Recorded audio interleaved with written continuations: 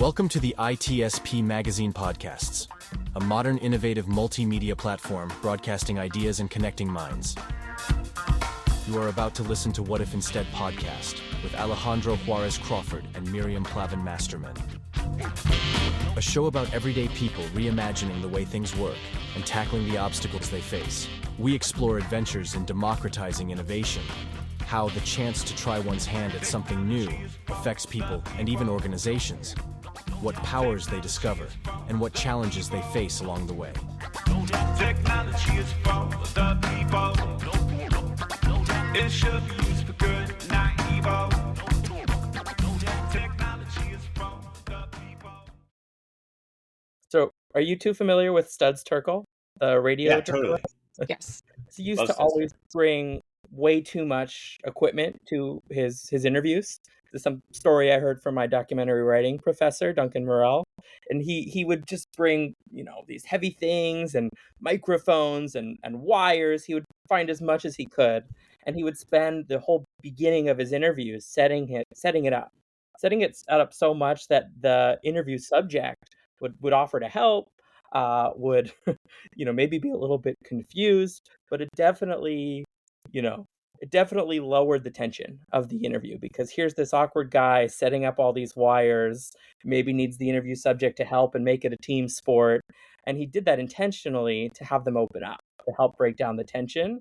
And it was a tactic of his, and it worked really well. He got these very authentic, very open interviews, and he got to that point sooner because the whole setup process was part of it. And I always love that, and I always think of that. It'd be great if he went further and further with it, right? He's like, this worked really well. I got these disarming interviews. And then suddenly he started having bulldozers and cranes and, equipment, mining equipment, and just really went full on into it as far as he could go. I hired those guys with the jackhammer outside. Yeah. I paid the lawnmower. I paid my neighbor to mow his lawn at 8 something this morning. So it's all good. Ostensibly, my great-grandfather was involved in developing the technology behind the street drill, which is something that I've never admitted, and I'm now admitting in a recording. So next time you hear the jackhammer, you know who to blame. All right. Okay, so we're going to get right into it this morning. We are joined today by Ben Saltoff, who comes to us from MIT, based out of Cambridge, Massachusetts. They have over 65 research institutes, and he works at one of them that we're going to focus on today, which is the Martin Trust Center for MIT Entrepreneurship. It was founded in 1990. So Ben is an entrepreneur in residence. He is the ecosystem builder in residence at the Martin Trust Center, and we want to hear all about what in residence means and ecosystem builder and how they define it. Yeah, He's what's also the climate picture tech of the point entrepreneur person. in residence, ma'am? Like what does the entrepreneur in residence look What's the picture? like? Is Ben smoking I'm thinking a pipe? Chesterfield sofa, Yeah, a fancy side table, a Tiffany lamp, like very fancy. There's a lot of polished mahogany when you're in residence, Right. I think. Yeah. But then I also have this other image of like it's all green and everything's like recycled and like, the table made out of mushrooms or something, like Burnett was talking about. There's trees being planted for every polished mahogany table, and the leather is regeneratively farmed, right? Right. Or you've heard of like a tree grows in Brooklyn. This is like a tree grows at the Entrepreneurship Trust Center. It's like in the middle of Ben's office. There's a giant tree. Like, I'm kind of hoping that it'll be something like that. But to finish my little intro on Ben, because he's so interesting and I want to get people to understand like just all the great things he's doing. He's coordinating MIT's relationship with Australia's Queensland University of Technology. He managed partnership between Boston and Texas to train entrepreneurs with the energy transition. I have so many questions about that, given Texas's whole grid and all that's happening over there. And then he leads the capstone entrepreneurial experience for students at MIT, which is called the Delta V Accelerator. So that is Ben. And I'm Alejandro Crawford, and my co-host is Miriam Plavin-Masterman. And we're on a mission to make experiments of your own feel as normal as watching videos on your phone. Welcome to What If Instead, the podcast. So Ben, with all these fancy titles, we want to delve down into who the people are that you are enabling to ask the question, what if instead it worked differently? Who do you aim to serve in this work? primary audience that I work with is MIT students. I work with a lot of other audiences as well. As you mentioned, Texas students, Australian students, and folks all over the world teaching entrepreneurship and learning entrepreneurship. But the primary audience is MIT students. There is a very robust entrepreneurship ecosystem at MIT. There is a legacy of entrepreneurship dating back to the Rad Lab during World War II, where radar technology was first developed. It helped us win that war. And our center was not around then, and a lot of the other things at MIT were not around then. But we are certainly not the only place that entrepreneurship happens at MIT. What we focus on, though, is teaching entrepreneurship. How do you teach entrepreneurship? And we do believe that entrepreneurship can be taught. We think of it like a craft, somewhere between an art and a science, almost akin to pottery. It's something that anyone can learn. It's something that you don't need to be born with the skills to do. Some people learn faster than others. But if you practice at it and if you do enough repetitions, you can build something that is unique, a unique expression of something inside of you. But it's also functional. It's something that has a use. It has a purpose. It gets a job done. And we think entrepreneurship is very similar to that. And we focus on teaching that to students at MIT and others around the world. So the audience I work with is students at MIT, and that means students across MIT, from undergraduates, at the earliest stage of their higher ed journey, to master's students, to PhD students trying to commercialize or explore applications of technology in their lab. And then we also work with a lot of who you might expect, which is business students, MBAs. Our center is located, or it is situated within the Sloan School of Management, but we work very hard. It's the MBA program at MIT, and we work very hard not to be too what we call Sloanly, which is just working with other MBAs, because the whole point of having an MBA program, a management program at a place like MIT, is to think about the business applications of technology, to think about the business side, and not just how do you make money from it, but how do you turn technology into something that has impact in the world, which is what MIT is ostensibly very good at. But a lot of MIT technology just sits on a shelf, sits in the pages of a research journal, sits in these IP logs. And part of our goal is to help folks explore how to bring that out to the world. So you're making the MBAs do pottery, basically. You're getting the business people. But seriously, it's very interesting. You've spoken about the research that can stay on the shelf, the cross-disciplinary aspects of what you're doing, and this idea, which is something actually I think about a lot, that learning entrepreneurship is like learning studio art. And I actually wondered if you could delve into that for a second. And we can stick with pottery for a minute if you want. So in your work, what's the potter's wheel, right? What is the clay? Where does a critique fit in? That's a good question. Yeah, I think that's a great question. What is the potter's wheel in this work? Where's their critique? What are the tools that folks have accessible? I think in my work, particularly working with climate technology, there are two tools that come to mind as two of the most important tools in the toolbox. One is what we call primary market research. Others call that customer discovery. And that's that process of going out and learning about your customers. Who are they? What do they care about? What are their demographic criteria? What's going on in their world? Who might they have to answer to? So, their demographics, their psychographics, and also their watering holes. Where do they gather? And the reason that we call that primary market research as opposed to the other names for it is because it emphasizes that primary.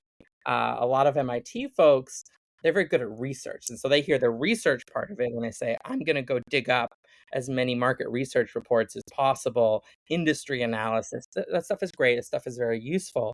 But the first word we put in there is primary. It's actually hearing it from the source, even observing it at the source. And we've had students put on hard hats and go into a construction site. We've had students go to Boston City Hall and knock on doors until someone will talk to them. We have had students who've gone out and shadowed solar installers to see how they operate in a given day. And of course, we don't emphasize, breaking the law. There's certain boundaries we don't want you to cross, but we want that immersive experience, that emphasis of you can't do this sitting in a library, sitting at a computer, at least not in its entirety. You have to go out and get it at the primary source. So that's one tool.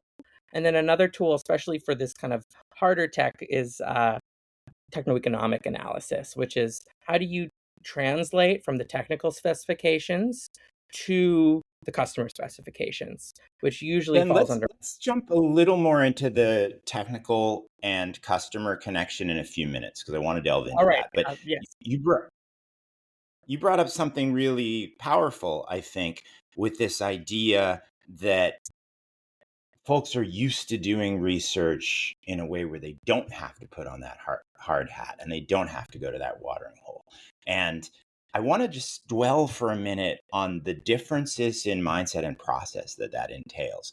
Mim, we spoke recently with another guest on What If Instead, and you were talking a little bit about how long it can take to do that interview, to try to understand that interview, and what a shift in mentality it is from plugging in some search terms.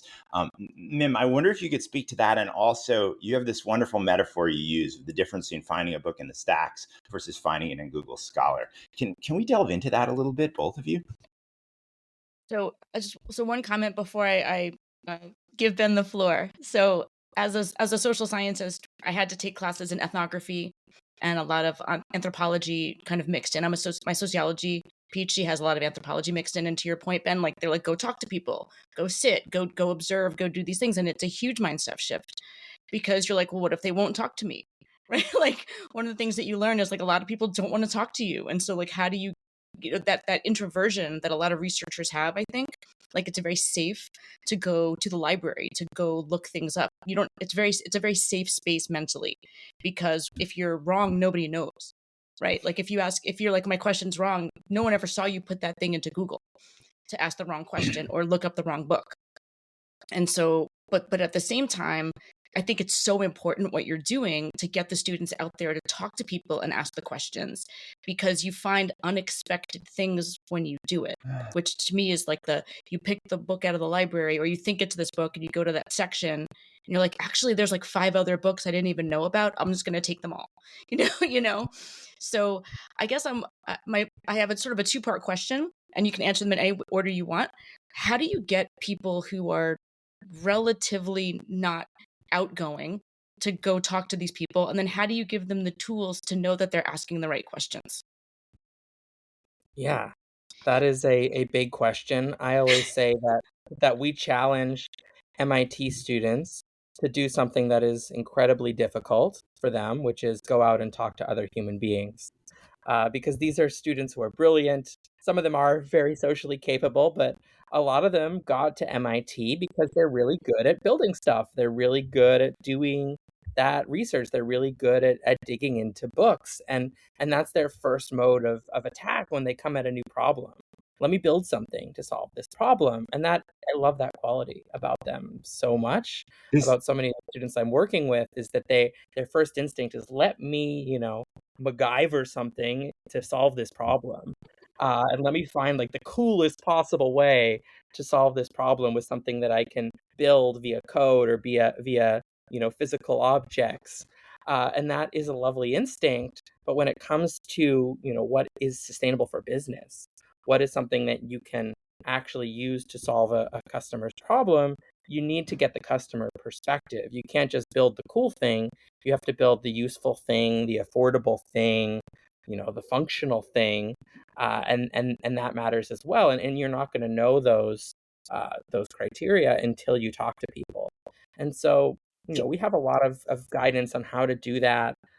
We emphasize being in person if possible, or at least doing a live call. A lot of them say you have to hear from a customer. Well, I'm going to do a survey and I'm going to send it to 100 people, because 100 people are better than one person. But actually, one person with full context, you can see where they're operating, what's going on, the things that they did that you didn't think to ask them. You can see them hesitate. at a certain question. Why did you hesitate there? What is it that I'm not asking that you want to talk about? There's so much value in that, particularly in the initial stages of the learning process, that going out and starting a survey isn't enough. So, we tell I them love to this point you make, Ben. Sorry, go ahead. just, I love we this tell point them, you make about. but just to finish the thought, we tell them to, go and have the conversation and to use that as a starting point. I love this point that you made about why someone hesitated.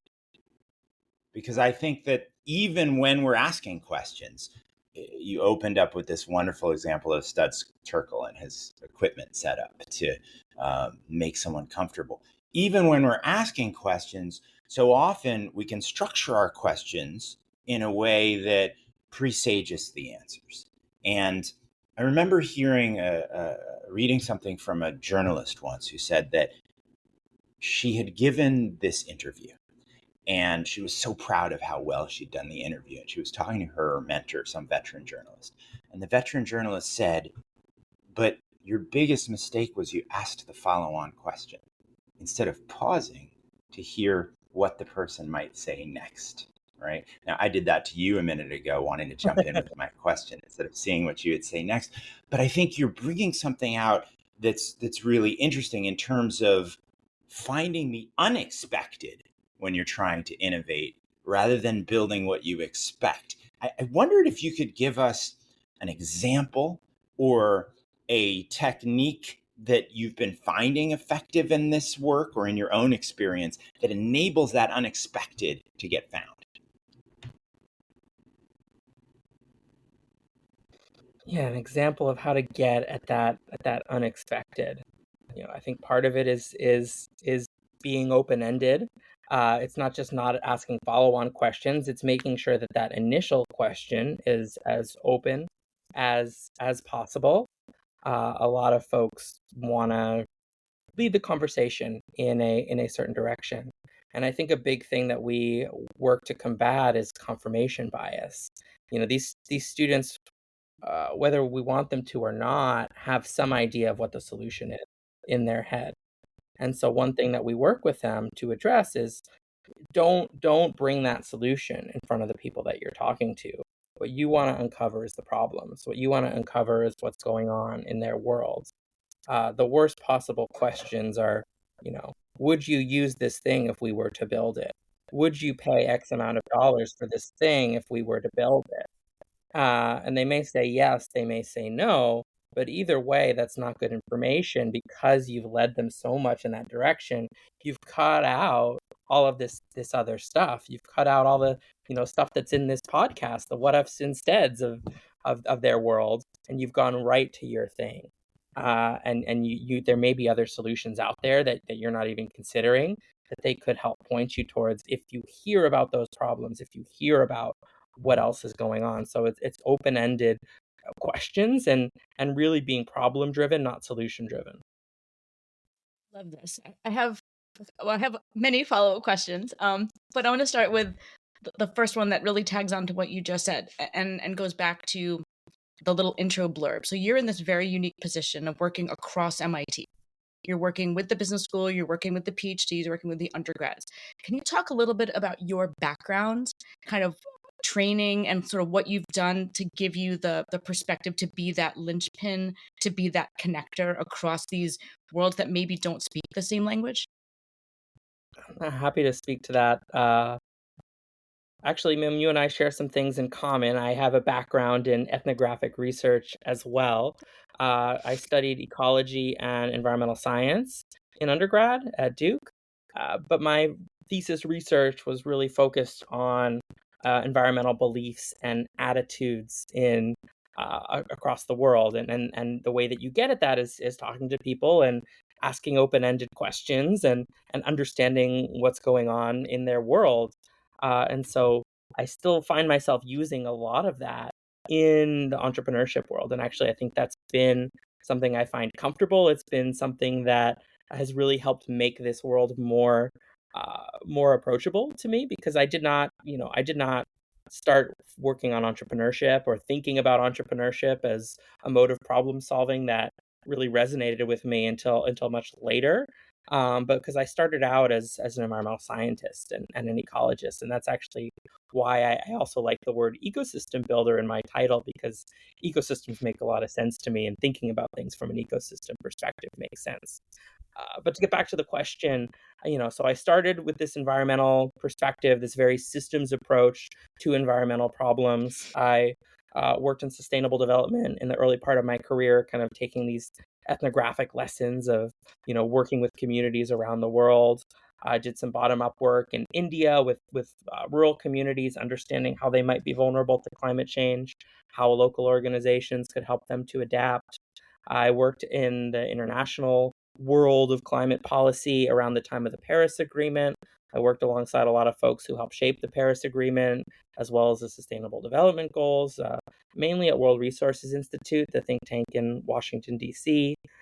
So, I've seen these different worlds of sustainable development, policy, and science. And then it wasn't until I went to grad school that I really started to dig into entrepreneurship. I did a joint business and environment degree at Yale, at the Yale School of Management, and what's now called the Yale School of Environment. And it was a dual masters. It was walking between two worlds, the kind of bleeding heart sustainability folks and the business folks who are actually bleeding heart in a lot of ways as well. The School of Management at Yale has a lot of folks who are deeply rooted in social impact, but still having to translate a lot of terms and concepts and ways of thinking about the world. So for your Can question we of how do I, actually, yeah, Ben, can we drill down a little bit into those two parts of your experience where you started out asking what if instead questions about sustainability and the environment, and often now are working with people who are technical, right? Who might have started out as tinkerers. I'm wondering if, as you're seeing a generation that we know statistically majorities of young people now see climate as their gravest concern based on the Pew Research. I'm wondering if in your work at MIT, you are finding there are students who are very concerned with addressing climate in their industries, in their communities, or globally, and other environmental problems, and how you're weaving that background into the work. yes, I definitely see that as a chief concern for students, especially the undergraduate students coming in now who are very much in Gen Z. This is something they see as very, very relevant to them. I think when I first started working on climate change, thinking about climate change, it was still perceived as something that was coming down the pike. It was coming down the pike soon, and it was urgent. You know, I think about, when I came into this work as the inconvenient truth era of it. It was right after that movie came out and Al Gore was going around and making his talk, and there was, these prognostications of things things are going to go afoul, things are going to get worse, and we're going to see this soon. But we hadn't quite started to see it. We were seeing some effects, but weren't completely tying it to climate change. And I think Mm, now for the folks who are coming into MIT as undergraduates, we're seeing it, here in the Boston yeah. area where we're not seeing as much snow in the winter. We're seeing these extreme storms, these heat waves. It's undeniable that something is going on with the world that we live in. And that does create a sense of urgency. These are also students of the peer cohort of Greta Thunberg and others in the youth climate movement. So they're seeing people who are literally the same age as them striking and going off of school and leading movements for change. And so there is definitely a heightened sense of urgency. And I think there's a big desire amongst these students to think about how can I be a part in building Hmm. solutions. And that may mean, Hmm. So, this is going to be my thing. This is what I'm going to dedicate myself to. And others are thinking, where can I be part of a solution? Where can I contribute in my personal life? It's not like they're all diehard climate warriors, but it's definitely a top of mind concern for a lot of the students I work with. so I would love to connect what you just said to the focus on understanding the customer, the user at their watering hole, the folks with the hired hats that you talked about. What Yeah. was obvious scientifically 50 years ago when Carl Sagan was presenting to the US Congress, as you're pointing out, is now obvious in our day-to-day life, right? And yet, it might not be hitting me as hard when I'm at MIT, right? Where I've got air conditioning. I'm in many ways quite insulated from the front lines of this. I'm wondering how you are using the processes you talked about before to get students close to problems or get them to work with people who are close to problems. When we had Sebastian Crow on here, the Soulshare founder in Bangladesh, he said that when he was at Stanford, he was developing a product on campus. And his professor said, this is great. We have this washing machine running, and what will be the energy usage pattern? And he had to look at him and say, when was the last time you were in a small Indian village that didn't have washing machines? How are you dealing with that differential? Yeah. This is a part of the climate entrepreneurship journey that I think is different than other entrepreneurship journeys. And it's something that I've been actively working on how to explore and how to address, which is that to create the most meaningful climate solutions, you need to wrestle with the problem for a while, and you need to wrestle with the problem at a high level for a while before you see where you can actually build a meaningful entrepreneurial solution. Jason Jay, who runs the MIT Sustainability Initiative, talks about public problems and private problems. And I think that's a good framework. Climate change is a very public problem. It's something that we experience globally. It's something we experience regionally. It's something that we, kind of see as this wider umbrella of a problem. But it's not a narrow enough problem. It's not a bite-sized problem that you can tackle with a single entrepreneurial venture.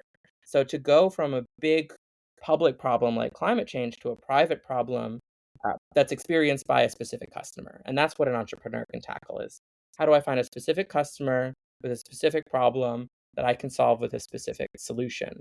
And there's a journey to do that for climate. I think a lot of entrepreneurs can get started by solving a problem they see in their life, or something that, they can pick an industry and they can see something that the industry is facing or someone in that industry is facing. But if you're starting with climate change, that affects every industry. So you don't even know where to start from an industry perspective. So there's this process of breaking down the problem. And that means, where are emissions coming from? Who is dealing with the worst impacts? What is going on in this complicated system? And you have to walk through that, understand that, do a personal bit of a reconciling of, okay, within all of this, what excites me? Where do my skills fit in? Where is there a place that I can achieve meaningful impact? And then you start to narrow in of, okay, I can build these kinds of solutions for these kinds of customers or in these kinds of industries. And then you can start to do that that primary market research of narrowing to a specific solution. But there's this wider process, which we've started to call the dirt road. And it doesn't just apply to climate, it can apply to health and education as well. And the idea is that, we teach entrepreneurship. We've kind of paved this road. It's not a super highway necessarily, but there's at least a paved road that you can navigate once you know how. But that dirt road before it, we don't have a lot of resources. You're almost just kind of cutting through the jungle at that point, trying to get to something that you can put on the paved road. And we've been exploring, how do you do that dirt road? I did a program last spring that was all about that exploration. We had guest speakers, each of whom was wrestling with a different problem. And they spoke to folks, and we also had the students go out and try to find problems that interested them. And each week they had to find problems within a different category, or just something that sparked their interest. And we had this seminar discussion where they said, why were you interested in this? What sparked your curiosity here? And I don't know if that's exactly the best way to do it. We were kind of we were being entrepreneurial. I could see this being a new class, but this was more of an on the side program, a not for credit program. But students love that exploration, and that early exploration is a key first stage of the journey, and sometimes a long first stage for students who come in wanting to build climate solutions. So to pick up on that, so you're doing that within MIT, but you're also, it sounds like, trying to do that in Texas, and you're trying to do that in Australia. Mhm. How are you trying to make that translation from sort of the big collective action problem to the small problem when you're not there in person on the ground with the folks in Australia dealing with their issues? And how do you help them find the dirt road when you're not there to even see the road, right? Or the same thing in Texas. Yeah. I think with those examples that you mentioned and those bodies of work, one of the big things we've been doing is working with partners in those places. And so I said our primary audience is MIT students, the students who are around us, who are, we see hundreds of students come through our centers during the semester, and they're interacting with each other. We are very up close with them. With those other universities, we're working very closely with the educators there. We're working really closely with the teams there to share how we do things and to share some of our process and our methodology. And so another audience for us is entrepreneurship educators. And given that our center has been, I would dare to say, a leader in entrepreneurship education, we have a lot of open source tools that we share with them. We have a framework of entrepreneurship education that we call disciplined entrepreneurship. There's a book of the same title, came out 10 years ago, and a 10th anniversary edition just came out this year. There's a workbook to go along with the book. There is a book that my colleague Paul Cheek wrote called Startup Tactics that came out. So we have these books and tools, but we also make a lot of our slides and lectures available. We make a lot of our approach available. We gather educators at our center, and sometimes we go to them. We tell them how we run our center, how we teach our classes, how we run all of our other programs. And so we work with the educators. And on the And Texas work in particular, I go to Texas a lot myself.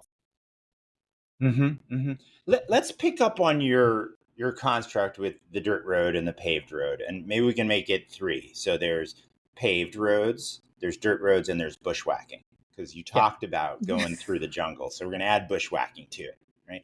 And I wonder if you could think of both examples of folks who are actually doing it and examples of the partner organizations you're working with, and specifically delve into this equipment you're talking about, the frameworks, the books, the methodologies. How are you building the bridge between the framework and the bushwhacking or the exploration on the dirt road? I think part of the issue is that a lot of the resources I talked about are the paved road.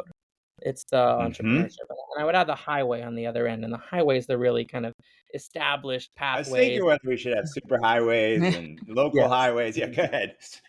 We've tried to make entrepreneurship it's maybe never going to be a super highway. It's never going to be that simple. But we've tried to make it a paved road from like when you have a private problem to actually building a company. And I think what we've now been thinking about only in the last few years is how do we maybe go from bushwhacking to a dirt road or even a paved road for that. But let's, it's always going to be a little rough at that early stage. So how do you go about that bushwhacking in an organized way? And actually, I think that was a big reason that I was brought to the Trust Center in the first place. The role you mentioned, this role, entrepreneur in residence. That's my title. With the leather bound armchair and the library full of books. But It's the plant idea that, based. It's jackfruit based leather. We now know. Yeah. yes, mushroom leather maybe. Yeah. So Definitely. the the purpose of that role is to bring someone who's not an academic, to bring someone who's been on the journey that students can learn from as they're going on the journey. And a lot of folks who've been in that role have been generalists. They've started a lot of different types of ventures. They may bring a specific industry, but they're brought because they're serial entrepreneurs, or they've started, a company that's got a journey that's really relevant to share with the students. And the thinking of bringing me onto this role, I've been part of some startups, but also been in more ecosystem building roles. And I added that ecosystem builder part myself. That was my Mm. addition because I Would, think that better would describes you most of the work I've done. would you get into that, actually, your experience doing ecosystem building, and tell us a little bit of an origin story and then how you're applying that? Yeah, yeah, absolutely. So, you know, I again, I mentioned that I was initially trained as an ecologist, specifically a forest Yeah. ecologist. And I think this the principles of ecology, how do complex systems work, how do resources flow through them, how do all of the players in that ecosystem feed off one another, complement one another, interact with one another. I think that was one of the things that drew me into environmental work in the first place and put me on the path that I'm on. So I like talking about ecology, and my, ecology professors might be a little bit horrified at how I kind of generalize these, very scientific principles. But I think there's a lot of great lessons from them. And I like that word ecosystem building, because I think a lot of what makes an entrepreneurial ecosystem work is a Yeah. lot like an ecological ecosystem. It requires diversity. There's different pathways to success. There's this concept of nature that folks like, of survival of the fittest, which is true in a micro lens. Like, if two organisms are competing for the same resource, one of them will probably survive. But the whole reason we have biodiversity is that there's all these niches, there's all of these resources out there. So if something loses out on chasing one resource, it chases a different resource. And there's enough different strategies that we have incredible biodiversity in the world. So it's not survival of the fittest necessarily. It's survival of millions of different creative strategies. And so I think that's very Mm, relevant to entrepreneurship as well. And for this ecosystem, is that you find these different niches, you find these different little pockets where different sorts of structures can thrive. And so that's why I like that term, ecosystem building. And I think I've been in a role now, particularly at universities, where I've supported entrepreneurship and supported students on the entrepreneurial journey. And I think that the support that they need is that ecosystem approach. It's not, you go to one center and you get everything you need. It's, you get the curriculum at the trust center, and you get the funding somewhere else, and you get additional mentorship somewhere else, and right. you get peer Ye- support somewhere else, and you build Totally. your own portfolio and your own pathway to the set of support and resources that you need. Ben, we have time for one more full question, which is going to be MIMS. But I just want to pick at this idea of biodiversity, and I don't mean take it apart in a bad way. I fear that in the world of innovation, sometimes our paradigms aren't really conducive to that biodiversity within innovation and entrepreneurship. And it's if you take a great competition like MIT Solve, right? Mhm. That or Earthshot or any of the big ones, they tend to be structured like the Hunger Games, right? Where you have a few winners that get a splash and maybe generate a great result. But then you have thousands, tens of thousands, and I'm not convinced we have enough of a process to enable lots of things to bubble up the way they do in nature. So I don't know if you have a nugget of wisdom on that, or even a challenge you're facing, but that consumes me as you make this analogy deeper. Yeah, I think it's a great point, and I think that there's some some ways that we elevate entrepreneurs that don't always uh, support that biodiverse approach to it. There's also, I've run a lot of entrepreneurial prizes, and I think that there's also value to that. I think you need to celebrate wins, and I think you need Hmm. that kind of pomp and circumstance and celebration. But even for the Yeah. winners, we talk about a winner's curse. They get complacent, and winning $100,000 in a prize competition is not the same as getting paid $100,000 by a customer. Hmm. And to survive, you're Hmm. ultimately going to need to get paid $100,000 from one or multiple customers and much more. And if you're not able to pivot to that, Yeah, and that's not in going nature, to. like if you think of a lot of different plants growing and a lot of mutations happening, there are big wins, right? There's a species that can become dominant, and that's an Absolutely. evolutionary win. But there's a lot of other things happening. So I am consumed as we come to the close here with what it would take to allow to better nurture or at least make possible that kind of biodiversity. So we have time for one more question. And Mim, I know you Yes, have many. I do. So my last question is actually, could you talk a little bit about your upcoming book and how it fits into your ecosystem and your work in kind of encouraging biodiversity? Thank you, Mim. I appreciate that. As I'm writing a book, I have to learn how to talk about my own work and my own book more often. So appreciate the prompt for that at the end. I mentioned my colleague's book, Bill Aulette's Disciplined Entrepreneurship, Paul Cheek's Startup Tactics.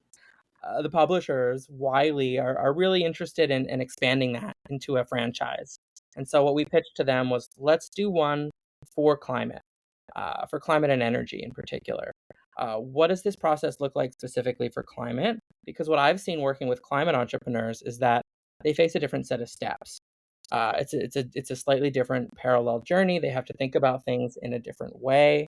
And I think there's a lot of books out there that are about how to go about the entrepreneurial journey. A lot of great books, not just the ones that come from our center at MIT. And there's also a lot of great books about the climate solutions that we need in the world. At a high level, what sort of things are we going to need in the next decade, 2 decades to avert the worst impacts of this crisis? I don't see a lot of books at the intersection of that, of how do you actually go about building a climate solution? What does that look like? What's unique about those steps? And a practical guide for the entrepreneurs themselves, for the folks who want to build that, folks like the students that I work with. So that's what this book is going to be. It's going to build off of what we're good at our center, which is teaching entrepreneurship. And it's going to have a lot of case studies from the successful entrepreneurs with different archetypes, but case studies of those entrepreneurs and how they went through that journey. So it'll be very practical, and it'll have real steps that you can take if you're working on something like this. When does it come out? August 2025. It comes All out in right. August 2025 is the planned publication date. Ben, I can't wait to read it. And thank you so much for being with us here on What If Instead. It's a great pleasure. And a pleasure for me as well. Thanks for having me.